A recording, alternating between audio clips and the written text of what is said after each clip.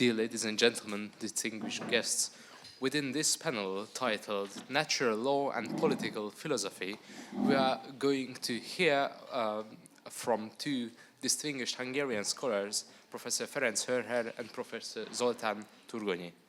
Firstly, Professor Ferenc Hörcher from the Ludovika University of Public Service, and he is also the director of the Research Institute of Politics and Government here at Ludovika University of Public Service, and he is going to present about the 20th century analytical Thomism and new natural law connections. But afterwards, Professor Zoltán Turgonyi from the Pázmány Péter Catholic University is going to present about natural law and the necessity of a paradigm shift in Western civilization.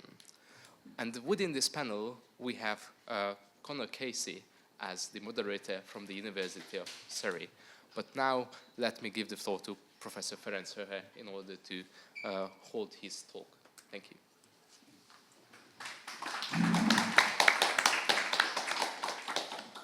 Thank you very much. Ladies and gentlemen, we all know that the after-lunch session is somewhat difficult to handle, but let me try to do my best. I have got a slight change in the title. It's right now 20th century analytical Thomism and new natural law, or new classical natural law, Finis and Anscombe. So I will focus on just that connection. But first, a disclaimer. Although I had the opportunity to deal with natural law, this was the topic of my MA thesis in Brussels, and that was published under the title Prudentia Juris Towards a Pragmatic Theory of Natural Law.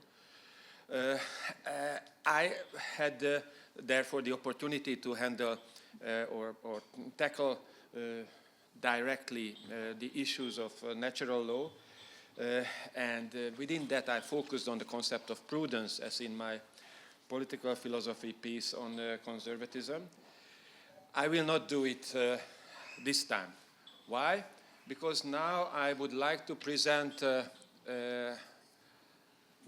present state of affairs of how I see the connection between two schools in the method or in the style of intellectual history or history of political thought. I claim that there is a school called classical new natural law, and that school needs to be understood in its connections with what is called analytical Thomism. That's the thesis. We heard that it's good to have a thesis in your talk. And first of all, I would like to argue for this. So if there is new classical natural law and analytical Thomism, the two names that come up on the one side is Grisey, on the other side Anscombe. And these are the two sides of the Atlantic, to be sure. And then there is a generational gap, and the next generation comes with Boyle and Tollefson on one side, and John Finis in the middle, I would claim. So Grisey learning some of his basics from there, and Finis inspired from two sides, actually. That's why I claim that he is in the middle. And that's not the end of the story. Hopefully there is no end to the story, because that means it's alive. Of course, there is a new generation, and that new generation might be represented by these people, and the connections, again, are quite interesting, because as Finis and Boyle are inspired by Grisey, and Finis also by the Anscombe School, Robert P. George went to Oxford, and therefore he had a direct contact to that particular tradition as well. Again, Finnish had a kind of a connection to the next generation of analytical Thomism. So this is quite an interesting network of generations and particular authors within those generations. And the other thing that might be interesting is the timeline. Should I put it back for the gentleman over there? Sorry. The next one is the timeline. Some of it, because of course we are out of time. Anscombe and her conversion to Catholicism. Anscombe presenting herself on the public stage. Anscombe publishing the major article and the book that will be influential. On the other side of the Atlantic, a debate between Hart and Fuller, between positivism and natural law, as it stands in that moment. Then Finnish arriving to Oxford, conversion. Then Grisey publishing his major starting thesis and book, and Finnish finding those publications, Hart inviting Finnish to write for his series, Finnish sending the first note to Grisey, coming together in Rome, and presenting his book, and the final moment, the canonization, coming in '87. So that's perhaps the timeline that we need to keep in mind when we try to understand that sort of development. The canonizers, the persons who identified the schools, hitting her on a critical note, Haldane and George as belonging to those schools and therefore identifying themselves with those schools. And now focusing on Finnish, on Anscombe, because of course a relationship can be, and most of the time it's an interaction, but now I will focus on Finnish himself, on Anscombe. But before that, we have to understand Anscombe's position in Oxford. And for that, I give you a sketch of 4 environments which might be helpful. First of all, of course, Oxford Catholicism. At least, I don't go back to earlier phases, but in the modern context to Newman, the Oxford movement, and the institutional framework that is available in the 20th century, and some of the basic groupings that are very important in that context, up to Peter Geach, who was Anscombe's husband and also teacher. The second environment is the wartime and post-war female philosophers group, by now quite well established in recent books, the so-called golden age of female philosophy. The third environment, Oxford ordinary language philosophy, the big guys, the ones that influenced the birth and development of Oxford-style analytical philosophy. And finally, of course, Wittgenstein, Anscombe being his most important disciple and translator.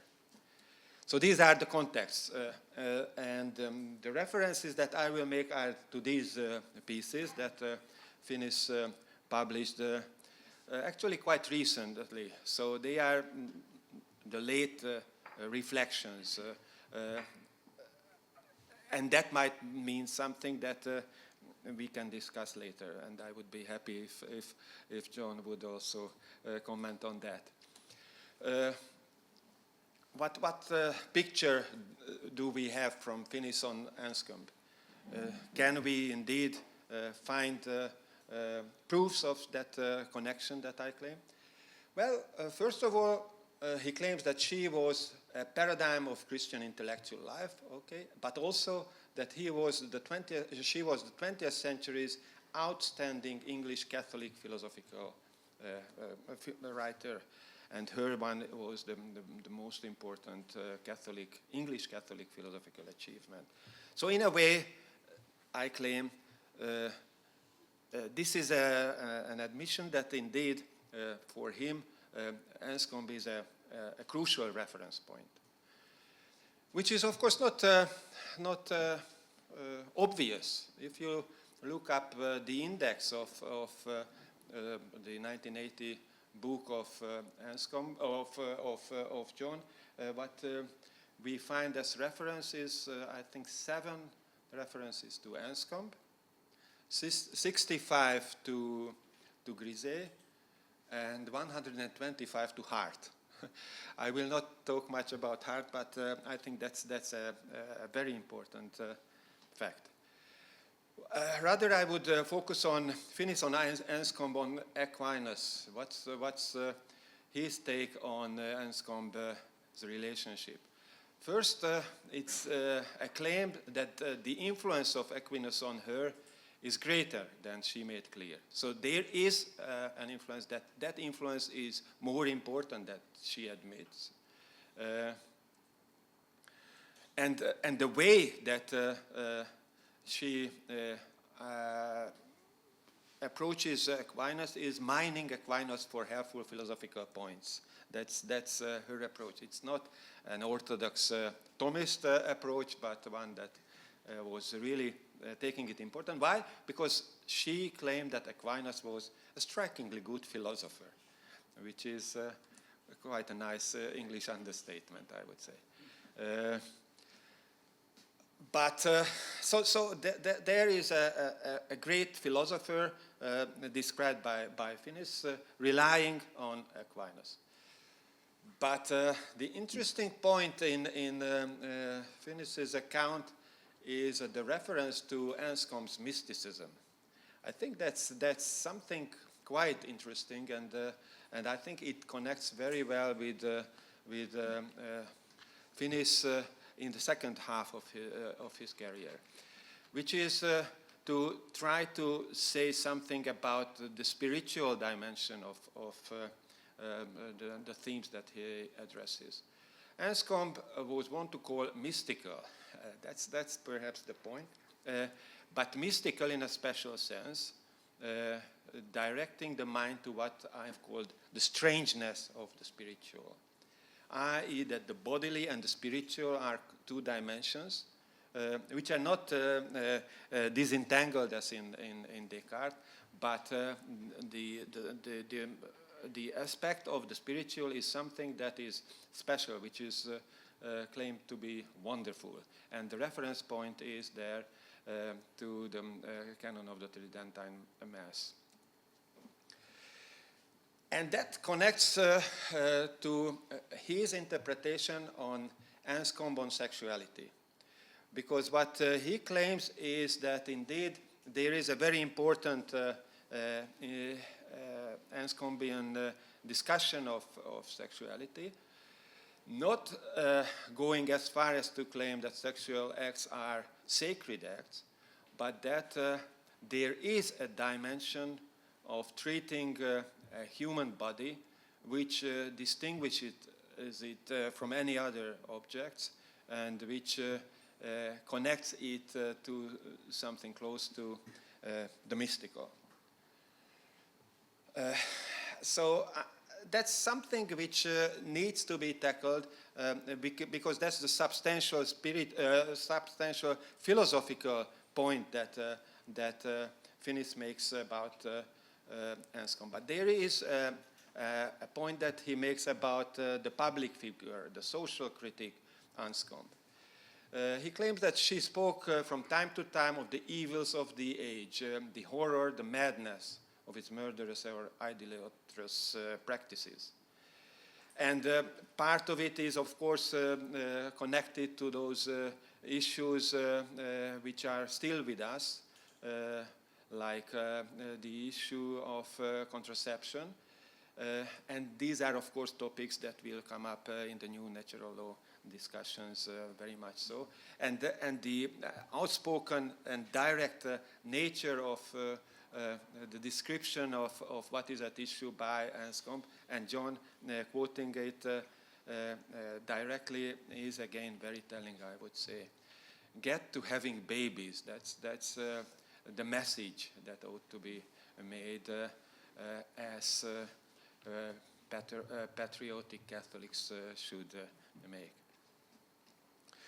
And finally, the connection that Finis makes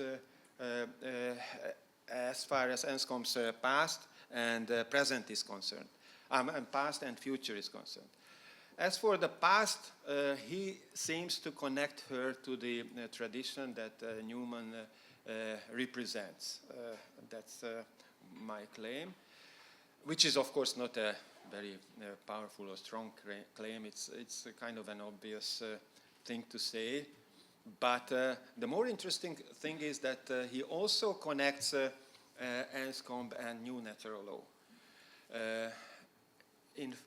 This is a particular reference, so I am generalizing on a particular point that he makes. But I think that the particular point can be understood also as a support for a general claim that she anticipates the insights so richly developed by Grisey and Boyle. And I think in this way he actually gives his own understanding of the connection between Anscombe and the new natural law. My question about that is, if let us suppose that's true, that there is that connection, what is here connected with what? Is it virtue ethics or natural law? Or is virtue, what's the relationship between the two? That's my question. Here I take this point by Haldane, who claims that although Anscombe is preparing the ground for the revival of virtue ethics, she is not a virtue ethicist. On the other hand, Finis himself claims, already, this is from the 1980 book, that he is going along the lines of the Grisey tradition, which, as we all agree, is a natural law tradition or school. So then the question is, again, what is the relationship between Anscombe and new natural law? Anscombe never claiming to belong to the new natural law, in fact, not really dealing with it. On the other hand, new natural law claiming that Anscombe's intentions is a book whose approach we follow rigorously, so that that might be taken as an account of taking her as a forerunner or something like that. So my final slide, what's happening here? Is this line, if I could establish this line between Anscombe, Finis and Grisey, is that a link also between natural law and virtue ethics? Or how else can we describe that connection if we claim that it exists?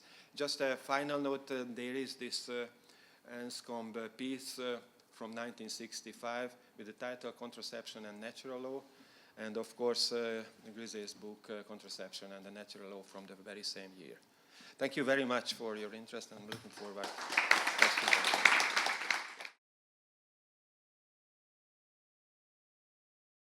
Ladies and gentlemen, first of all, thanks to the organizers for the invitation, and now let's see the text. The West is in crisis. I don't say this merely because of the well-known events of the recent years. The possibility of the present crisis was encoded in liberalism already in the beginning. Liberalism is self-defeating since it neglects or even ruins its own preconditions. A possible formulation of this inner contradiction is due to Böckenförde. Liberalism presupposes a certain morality as a precondition for its functioning, but this morality cannot be obligatory, since liberalism would lose its liberal character if it prescribed a certain morality for all. I want to say something similar. However, I don't want to conserve the liberal character of the West at any price. My starting point is the harm principle. It involves a double danger. On the one hand, it permits anybody to choose such ways of life which, if they are chosen by masses, can be dangerous to society as such, while they cannot be forbidden on the basis of the harm principle because they don't cause any harm to any concrete individual.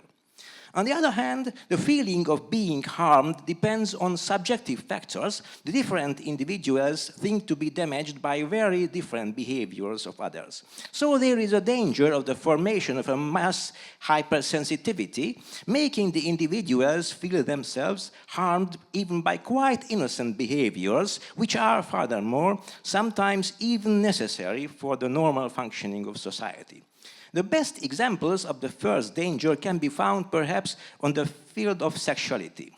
If a loving couple in the actual Western world regards sex exclusively as a source of pleasure and decides deliberately not to establish a family and not to have children at all, this can be done without a guilty conscience, according to the contemporary moral consensus, since the couple in question causes no harm to any concrete individual, while it's evident that if too many people act in this way, their comportment causes a demographical crisis.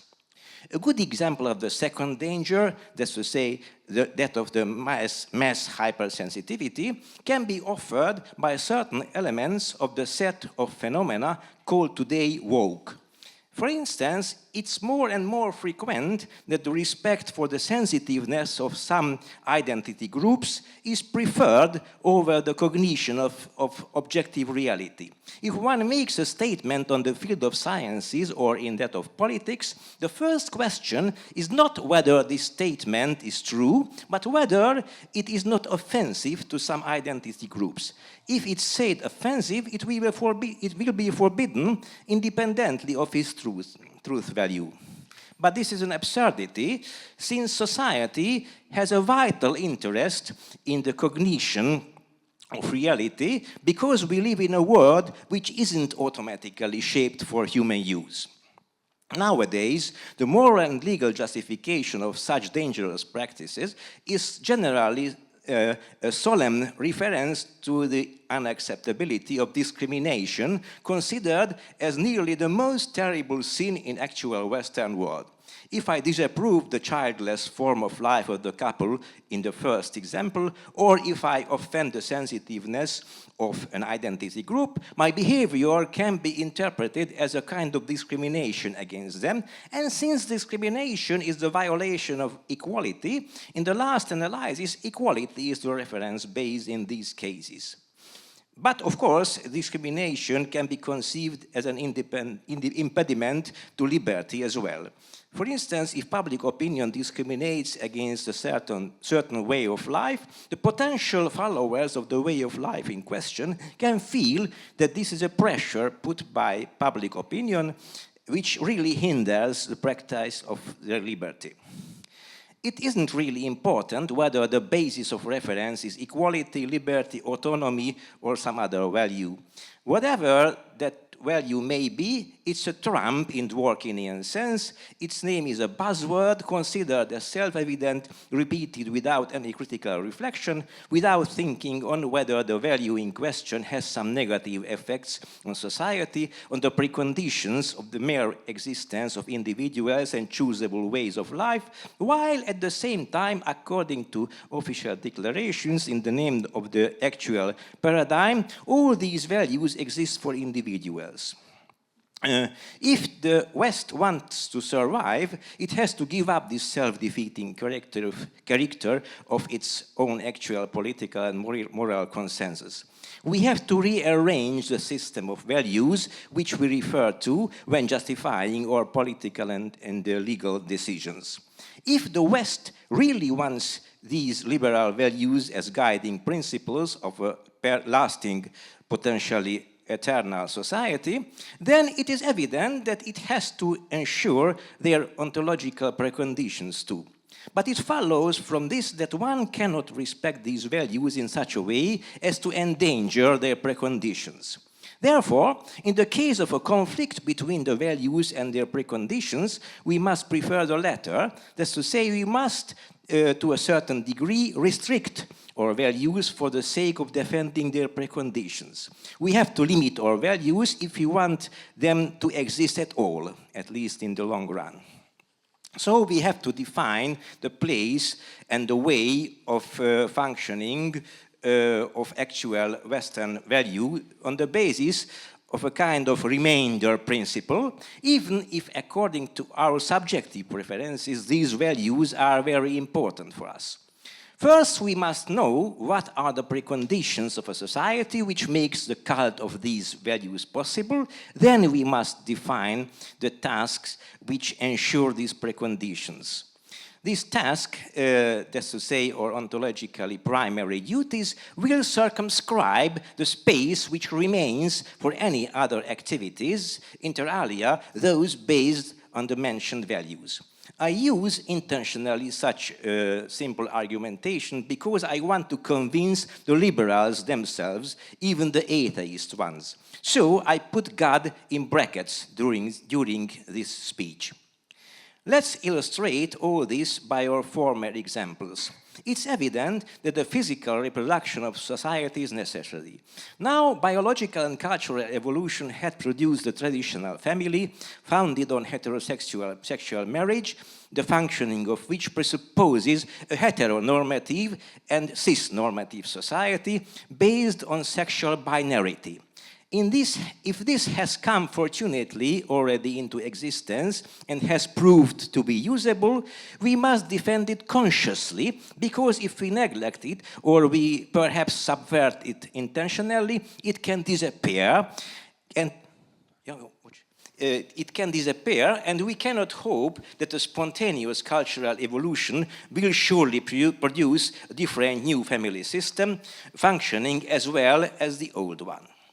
So, equality, namely the equality of ways of life, in this case must be subordinated to the defense of traditional family if there is a conflict between them. Similarly, the increasing knowledge of objective reality is of crucial importance for us. So the right, or even the duty, to make a true statement, both in science and in politics, or generally in public life, cannot be subordinated to the respect for sensitiveness of identity groups. In the case of conflict between truth and touchiness, we must prefer the former.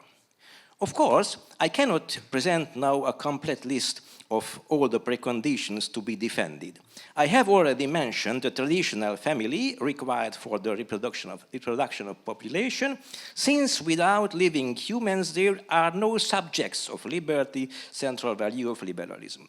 I have also mentioned knowledge on objective reality, but I can mention simply culture instead, since culture embraces both that knowledge and a lot of other things, namely the different physical and spiritual objectivations accumulated during the past: buildings, instruments, works of art, norms, skills, virtues, languages, and so on.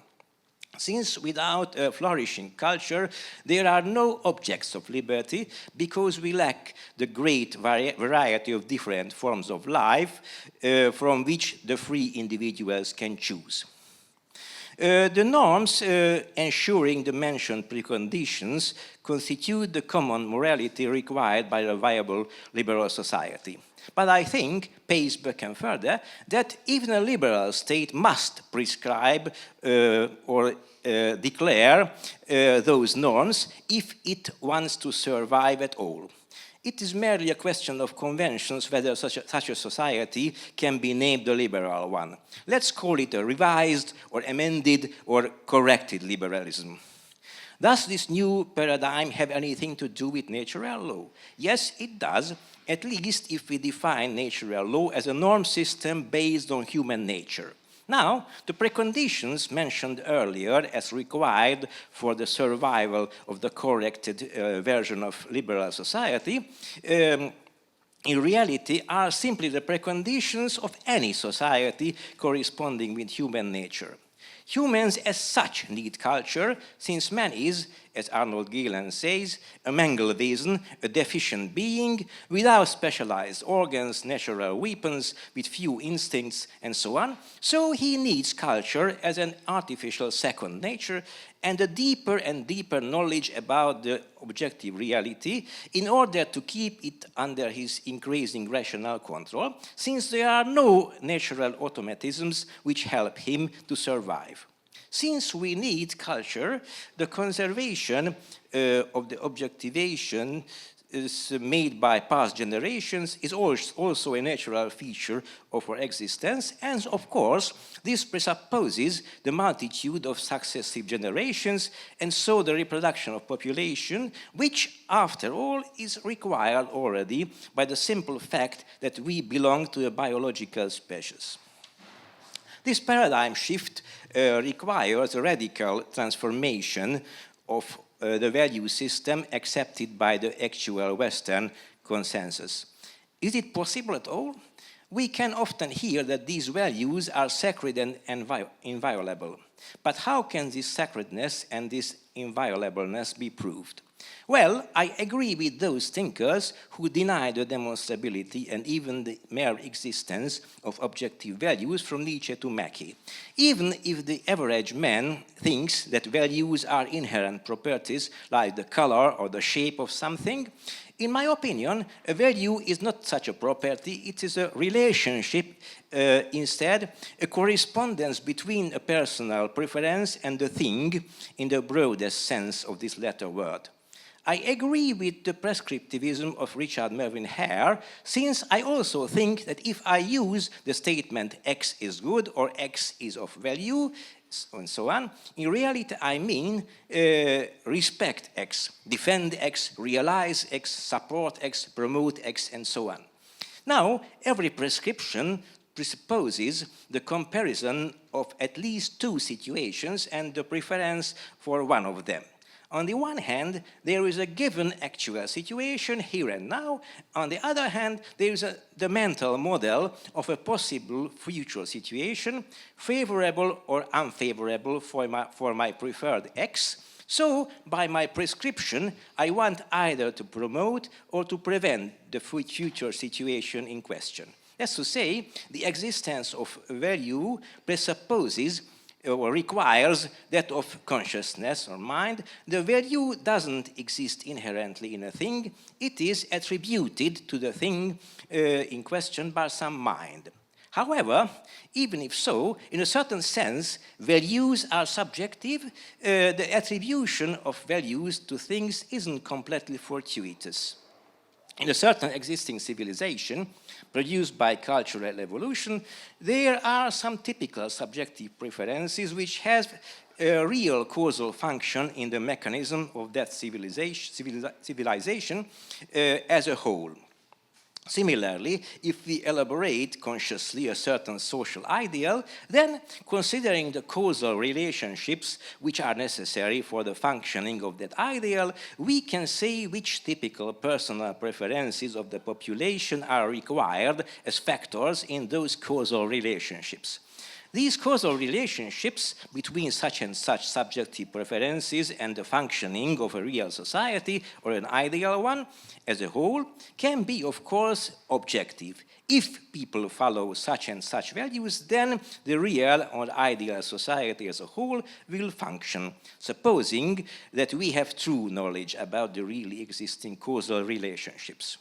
So the values, in this sense, get a certain kind of objectivity. Thank you. So if we accept the promotion of such and such society as our purpose, then certain particular values required by this purpose will be values for us too. The problem is that the value of these different social models as wholes depends also on subjective preferences. Each of them can be a positive value in the preference system of some people, while it can be a negative one in that of some others. And these values only exist in and by these subjective preference systems of concrete, rational living beings. The universe, as such, has no preferences. It doesn't want the realization of a certain social model. Moreover, it doesn't want the mere existence of humankind at all. So, it is not sure that I can convince the followers of the actual dominant Western paradigm. If they say that their main values are liberty, equality, and so on, as these are accepted nowadays, without any limitation in favor of their own preconditions, and they want to follow these values heroically, even if so, this civilization will be very short-lived, then perhaps I have no further arguments. And vice versa, if my fundamental value is society, which is a society which first ensures the preconditions of its long-lasting existence, and it defines after that the free space for individual liberty, equality, and so on, following the remainder principle, then the actual mainstream liberals cannot dissuade me from acting so, since I can say that neither of the two value systems is objectively better than the other one. So the transvaluation of Western values proposed by me objectively isn't a kind of sacrilege. However, on the other hand, my proposal can only be a hypothetical natural law, the adoption of which by others depends on their subjective preferences, that's to say, on whether the survival of human nature is sufficiently important for them. Of course, my proposal is risky. It's a two-edged weapon, since it relativizes and subjectivizes every paradigm and social ideal, even my own one. But even if we know that our values lack objectivity and absoluteness, they can still motivate us really, since they can be loved by us. Let's see an analogy. If I like steak with onions, theoretically I can explain this fact using biological, chemical, and psychological knowledge, and in the same way I can understand even the fact that some other people don't like steak with onions. However, this double explanation will not put an end to the pleasure I feel while eating it. Furthermore, we can hope that the great majority of Western population has such personal value system in which the survival and long-lasting flourishing of our civilization is a fundamental value, even if they often don't acknowledge the causal relationships because of which the actual Western paradigm is self-defeating, and so they accept the present value system as evident. And last but not least, if we decide to refuse the paradigm shift because it is risky, this decision is also risky, since if we do nothing, the inner contradictions will soon destroy Western civilization. Of course, this is a very short and simplified presentation of my opinion, and I could not touch some very important topics, for instance, the relationship of my conception with religion, in particular with traditional Catholic natural law, which is perhaps the most elaborated natural law theory. In this paper, I put God in brackets, as I have said, because I wanted to use exclusively public arguments in order to convince believers and non-believers alike. But so I could not speak about natural religion, which in traditional Christian theories belongs to natural law. Another important question in this field would be whether the negation of the objectivity of values does not involve a kind of divine comment theory or voluntarism, which of course would be a difficulty from Catholic point of view. A third problem is whether my vision of a universe without automatically human-friendly mechanism is compatible with the doctrine of providence. The solution here will be based on traditional theory of concursus divinus. A fourth question is whether the Catholic Church can accept this new paradigm. In other terms, whether she has not adopted too strongly the priority of actual liberal values. These questions and other ones will be treated in the final version of my paper. Thank you for your attention.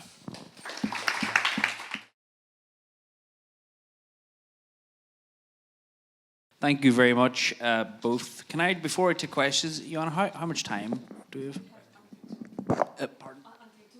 Until 2. Okay, we have a good 15 minutes. So, Eric, I saw your hand first. Who else had hands up so I can keep track? Okay, then yourself and yourself.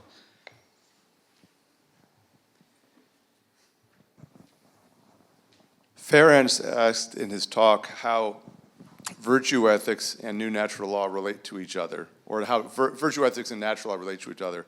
I don't really know. I want to suggest two possible answers and get Ferenc's reactions, the reactions of other people in the room who have better opinions about this than mine. One possible answer is that virtue ethicists are philosophers who agree with mainline philosophers that natural law is spooky. And so they are doing something that is in substance natural law, but they want to repackage it so that they don't attract all the spooky allegations and associations associated with natural law. Another possibility has to do with the bindingness or the obligatoriness of law in natural law or duties in natural law. I'm relying here on Anscombe's essay about modern moral philosophy.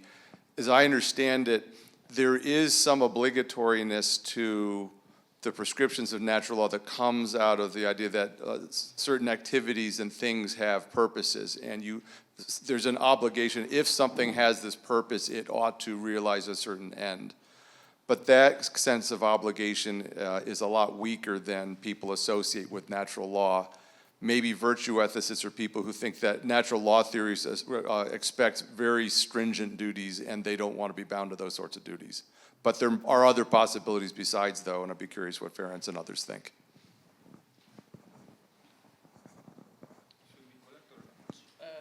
What would you prefer? Would you like to collect some more? It's your turn. You are the moderator. Okay, we'll gather a few more, and the speakers can jot down their thoughts as we go. So just the gentleman behind Eric, I think, was next. Okay, thank you very much. My question is, in political terms, the defense of the Western roots of civilization has been very clearly gone to the right side of the political spectrum. Indeed, because the left, by its own premise, it looks for a departure from what Western civilization has always stated for. So, but my question is, what role can have natural law in the defense of a Western civilization in a time when what I call the right side of the spectrum is very imprecise on the role that the state has in front of individual, in front of international markets, in front of many other things that are usually related to even to classical liberalism. So, in this sense, you know, we have very contradictory statements from different leaders, different movements, different visions, and some of them they call for practically erasing the state, and other ones that look for make the state even stronger. But and that contradiction is inside many people that are in the same political side. And how do you see that maybe natural law point of view can do to make this contradiction end, or make it a more solid stance in this? That's my question. I was going to collect one more, but we could just go with these two if you prefer. Would you like to? Okay, we'll get one more. I saw a hand here, and then we'll respond. Thank you very much. This is to Professor Hörcher. I'm worried about this comment from John Haldane that Anscombe is not a virtue ethicist because she thought that the whole of ethics can't be accounted for in terms of virtue. And I worry about this because if this is true, then maybe nobody is a virtue ethicist. If someone has a superficial textbook understanding of virtue ethics, which is common in some circles, then she's going to say that virtue ethics says that someone ought to do what a virtuous person would do, but that is obviously circular and empty and almost meaningless. So I think that's not enough. And what actual virtue ethicists would put in the center of their ethics would be human flourishing and human good. And I think they would also use the concepts of duty and obligations and perhaps some other ethical terms if they want to account for the whole of ethics. So that's just my worry, that if we take virtue ethics in a broader sense, then maybe Anscombe would be one also. Okay, if you want to reply, and then we'll gather a few more. Yes, thanks for the questions. Let me say before anything else that I would like to invite or give the possibility for John to reflect on the issues because of personal involvement in the matters. But as for myself, I can offer here only this thought that, in fact, I propose to talk about analytical Thomism and natural law, the relationship between them. But then I turned out to talk about virtue ethics and natural law and their relationships. So maybe, in fact, what we are talking about are three distinct concepts: analytical Thomism, natural law, and virtue ethics. And then the question is, how do they relate? How they would relate to each other? And I don't know the answer. I have got just one precondition that I would make, which is that analytical Thomism has nothing to say as far as substance is concerned. It's more like a methodology or a way of doing philosophy. So in a way, it falls out when we try to understand the connections, and therefore virtue ethics is indeed something that might be compared and see as connected and distinct from natural law. I would perhaps dare to say one more thing, which is that they might be seen as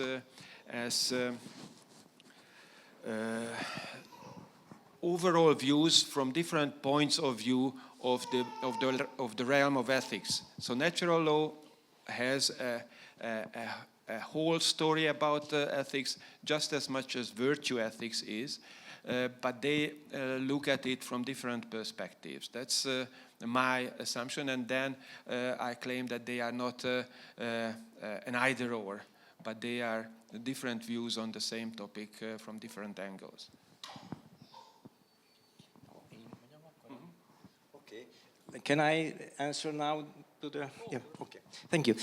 It's a very good question. If I understand you well, this is about the role of the state but for the authority of natural law. Yes, I have to say that the most important thing, I think, is the authority of natural law, and the institution which ensures this authority has an only instrumental value. But when we see the real situation in the actual West, yes, I have to return a little to Böckenförde. Böckenförde says that liberalism needs some common moral background for its own functioning, but liberal state cannot and must not prescribe this common moral background. But then how can we prescribe it? In the Middle Ages, when perhaps there was no state in modern sense, or at least in the flourishing feudal society, but there was the church. Practically, the church was the main authority, and this alone could ensure the authority of natural law too, because natural law is an organic part of Catholic and generally, and not only Catholic, later even Protestants have very good natural law tradition. The actual situation is another thing, but of course in the Reformation time they also had yet very good natural law tradition. But so in the Middle Ages the church was sufficient for the authority of this natural law. But in the actual pluralist Western society, where there are a plurality, a multitude of different religions, and for the actual average man of Western society, even the existence of God isn't an evidence more. In this situation, the only common source of norms is the state. Is it fortunate or unfortunate? It depends on personal preferences. But the situation is that the state has alone the state has the possibility to be a source of norms for all the society. That's why in this situation the state must be the promoter of natural law, I think. And my ideal in this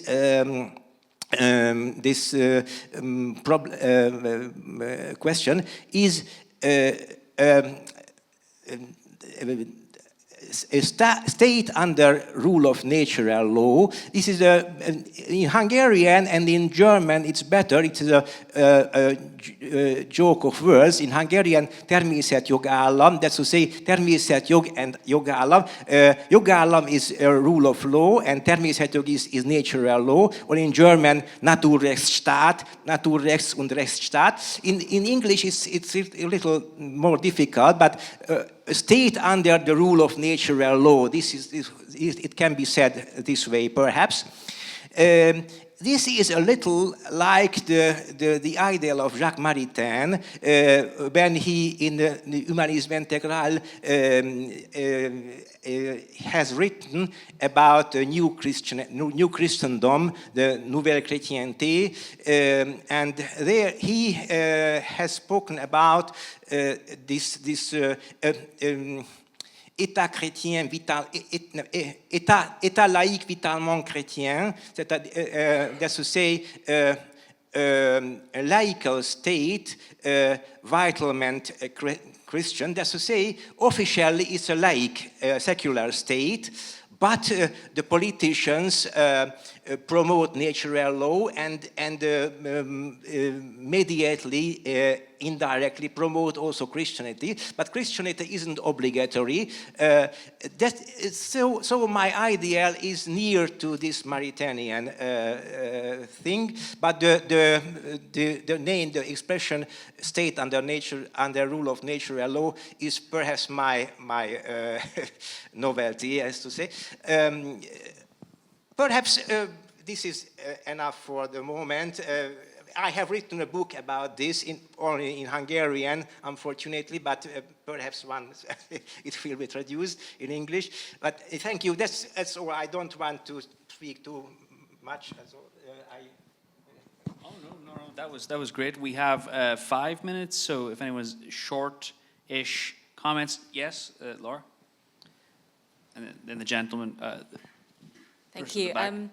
Had a question about mysticism and natural law, and I'm curious about this because on the one hand, an appeal to mysticism could take us beyond the realm of human reason to sort of towards divine assistance or supernatural assistance with kind of human thinking.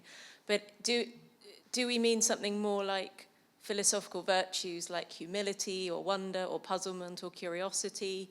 I was fascinated because Iris Murdoch also talks about mysticism, so I'd love to hear your thoughts on that. You answer that when the microphone's traveling. Okay, so yes, my understanding of it, of course, mysticism, to explain mysticism is a contradiction in terms of, but as far as I can go, I think that it is done by the concept of wonder. So it's the philosophical shock that you have in front of something that is beyond your beyond what you can make sense of. That's the description of it in Plato or in others. So that's what is described here with the help of mysticism and wonder. These are the two terms that she connects. Must I also answer, or this was only to... Would you like to answer? No, that is not important, but yes, if, as I have said, this paper is in order to convince all the people, even atheists. So, as I have said, I have put in bracket God, and so that's okay. Okay, in the final version, I will, as I have said in the end of my paper, in the final version, I will speak about these other things too. About mystic, I don't believe that I will speak about it, but the main problem is that I have spoken about a universe which is practically neutral to mankind, and there are no human-friendly mechanisms in this universe, and so the human responsibility is very important, and that's why important to have a very deep knowledge about the objective truth and so on. And perhaps this is in contradiction with the traditional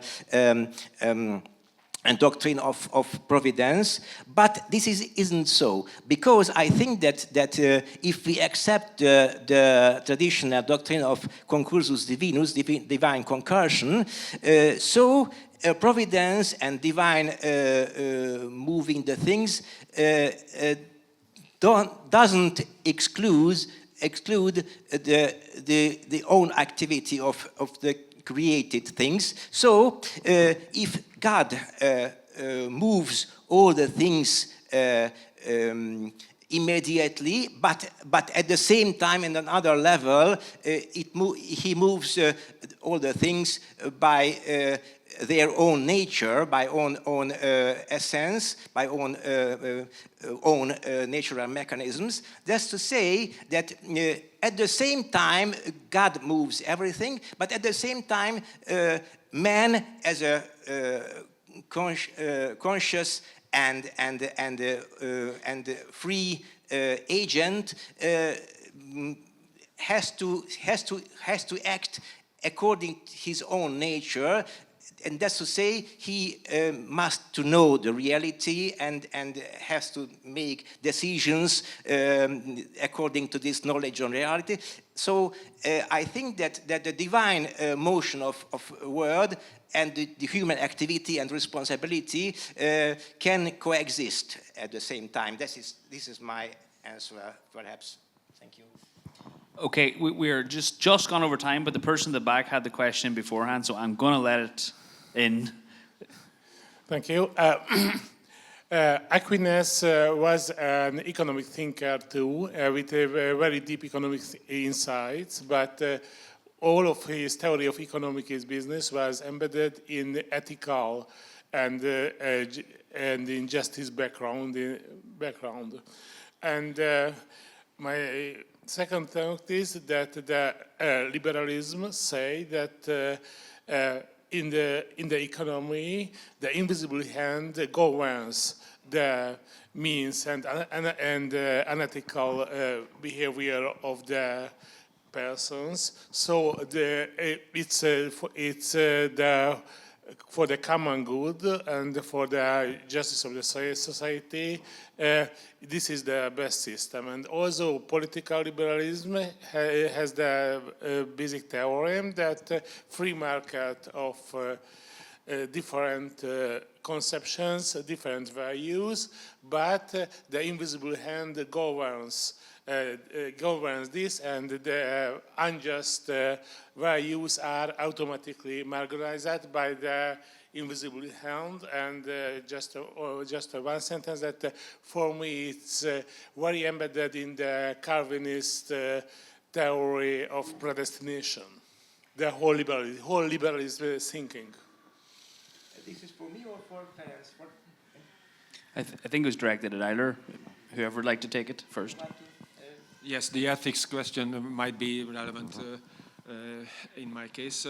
Yes, I addressed Enscombe more as an ethical writer, and I did not deal with her theory of action, with her logics, with her political statements either. But that was for 20 minutes, so I did not have the ability to address all those. Yeah, last word for you. Yeah. Thank you. Yes, perhaps this question, this problem belongs to me also. Yes, yes.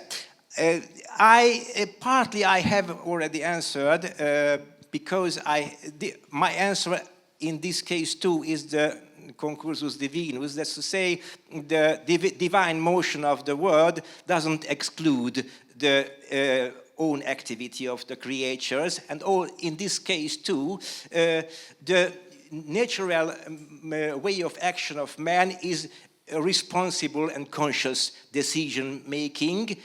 That's why if God moves us through our own nature, this presupposes that we have to make decisions consciously, even consciously counting with the common good, not only our individual good. And this is a great paradox and a great contradiction of liberalism, that liberalism, at the one hand, at least the classical liberalism, the actuality is another problem. The classical liberalism, at one hand, accepted this invisible hand theory, and the other hand, classical liberalism was neutral in religious things, based on the opinion that the existence of God and the truth of religions cannot be proved. That's to say, when somebody hopes the functioning of the invisible hand, he hopes something which cannot be proven. That's to say, the classical liberalism is an irresponsible theory, I think. At least I think so. Well, thank you both gentlemen. If you'll join me in thanking the speakers.